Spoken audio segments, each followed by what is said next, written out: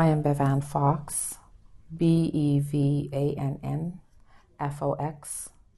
I am from Paipot First Nation originally, and now from Pasqua First Nation. And I am a manager for prevention programs. I love working with families and children.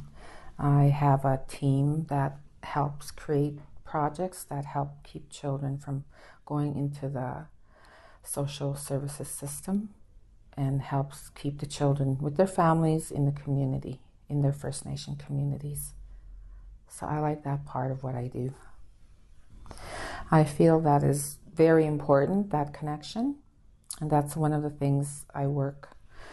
Our whole program's focused on that culture and identity big time, because that's one of the most important for me, because I had to go, my first years of my life was in a residential school, so I lost all the, my foundation, my identity, I might as well say my identity, because the whole focus was to rid of that cultural identity about myself, like being Cree, and my grandparents, all their teachings. I lost all that when I was in the school. So that's so important to me today, because now I have that about me. So I had to go back.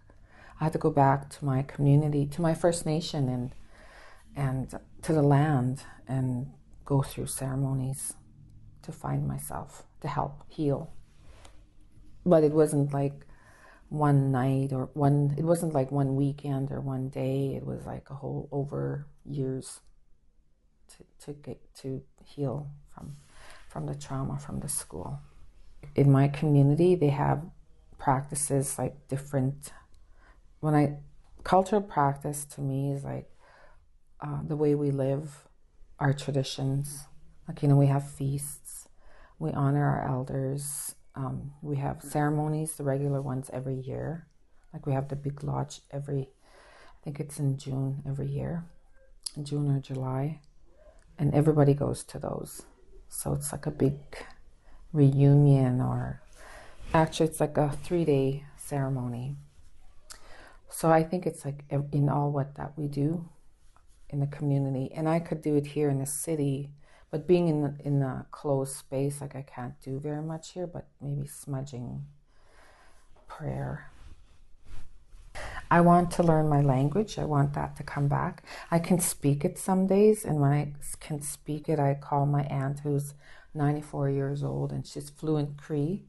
So I'll phone her and talk to her in Cree. Or I could phone her, call her anytime, and ask her about Cree words or sentences. But then she's so funny, because she'll say, "Oh, let me think about it." And then she'll have to call me back, because the Cree is so different. The wording is so different. I did participate in ceremonies, ceremonies in my First Nation back home. And I had to go back. I wrote this book, and how important it was to go through my healing, going back to my culture and practicing the ways. But I had to be taught again. I had to learn. And I like to learn my Cree language. I really, really want that. Well, if they could learn about themselves, connect with their nation, connect with elders, find out. There's always somebody who knows somebody. If they mention their last name, people make connections right away, right? That kinship's so important. And if they're older people, they'll tell you sometimes who you are. They'll say "Oh, I know your family," and they'll go way back just by the name, because each name that we have, say Fox, people could tell me stories about my ancestors, and so someone will be there that knows. Usually there's somebody there to help you with that connection. There's so much to unlearn.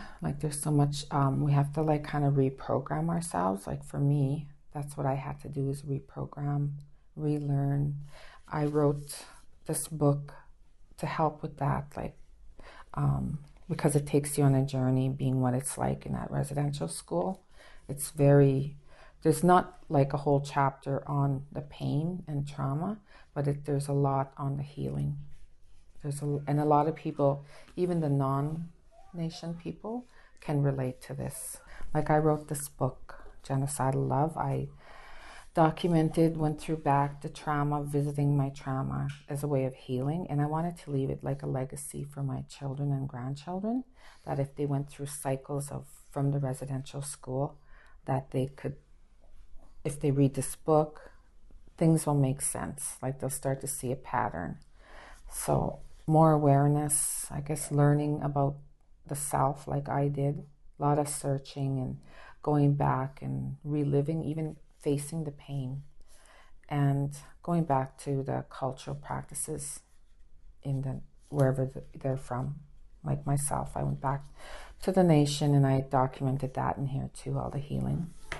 And healing also from the Western type, like therapist.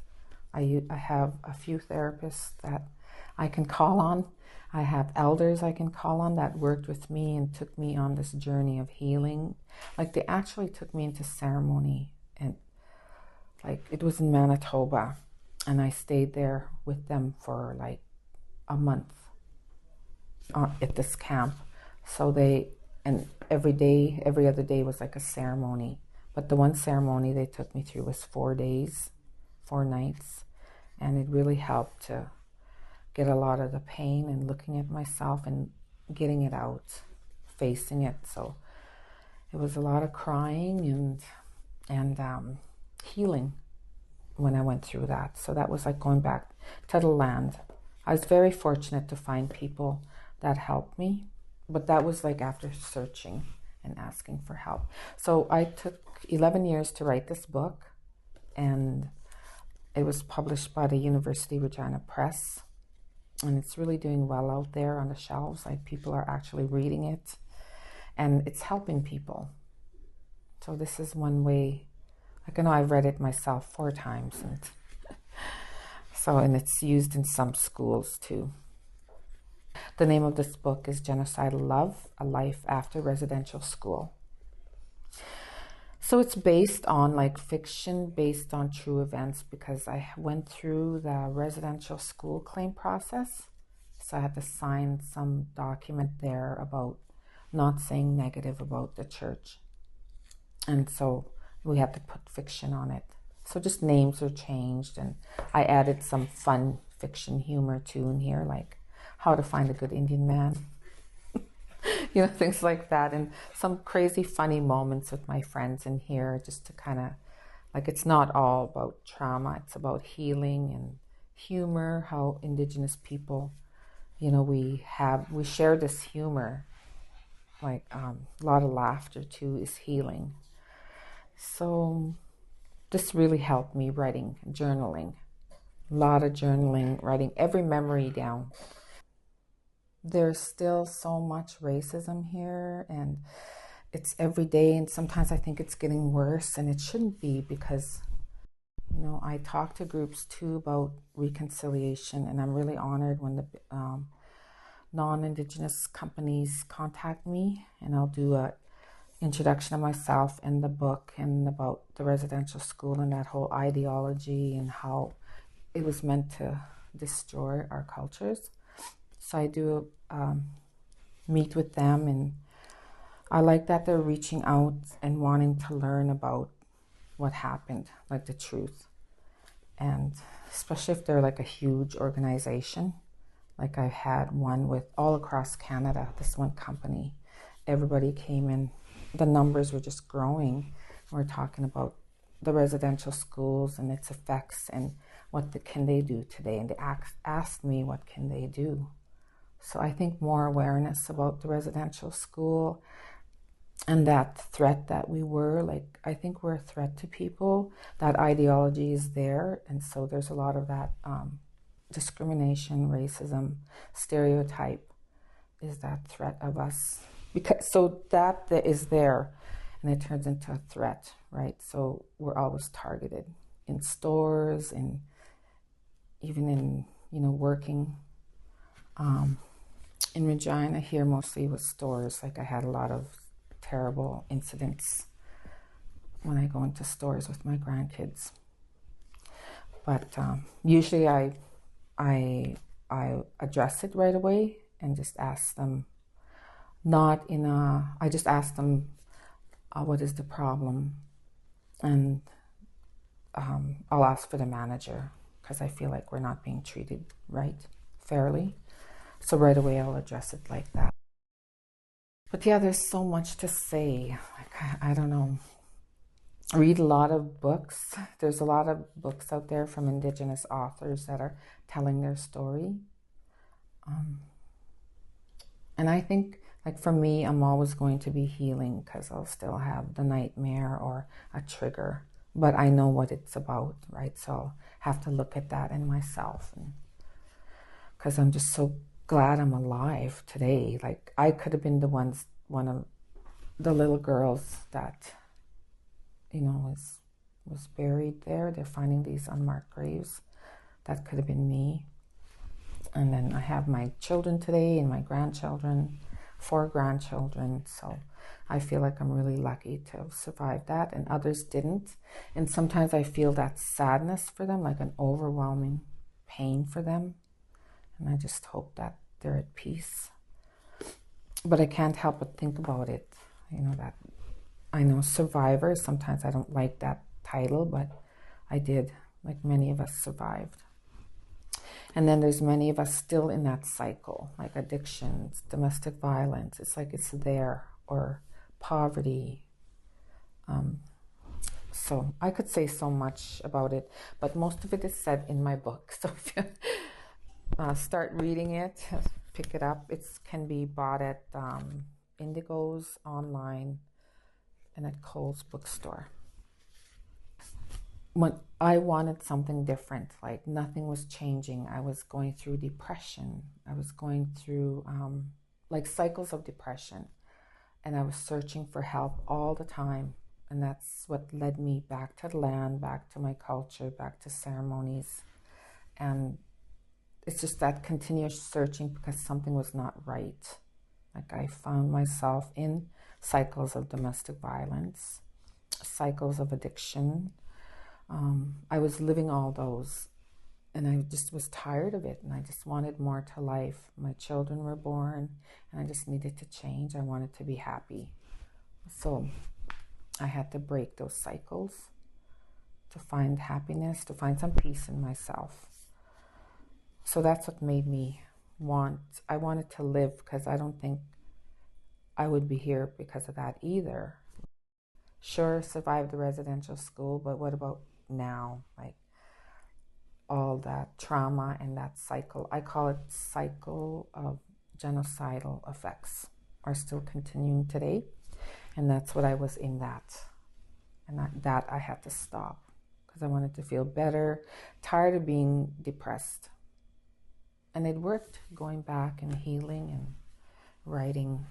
I guess I found my own way. And still today I find my own way.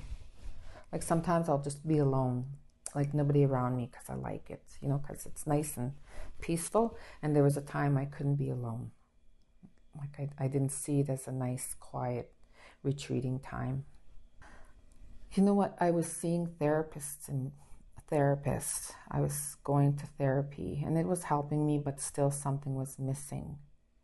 So I remember reaching out to my nation community, and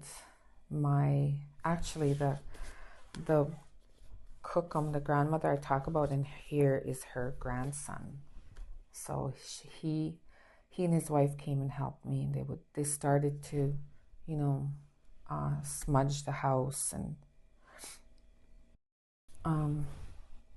actually, yeah, it was when my son passed away, when my son was killed, is where that was the time that everything, depression and grief and everything was so impacted. Like I was already in therapy, but it just magnified because it was the worst trauma ever that I've ever experienced in my life, is losing my son. So they helped me, they connected me, and I felt that right away. Like I felt safe there, and I continued with, whatever they suggested. Go to ceremony, take tobacco, take your cloth, and go see this lady, and she'll help you. Just ask her. And she did. Like she worked with me at home and helped me, with my healing. And it wasn't just somebody praying for me. Like I had to go back and go to those places inside and just face it. But with the grief, I think with the grief that started it, the loss of my son, because I thought, I can't live like this. It was just too great of a pain. And still to this day, like I miss him, but I know like I can take care of myself. So yeah, that's something you never forget, but yet I learned to live with it.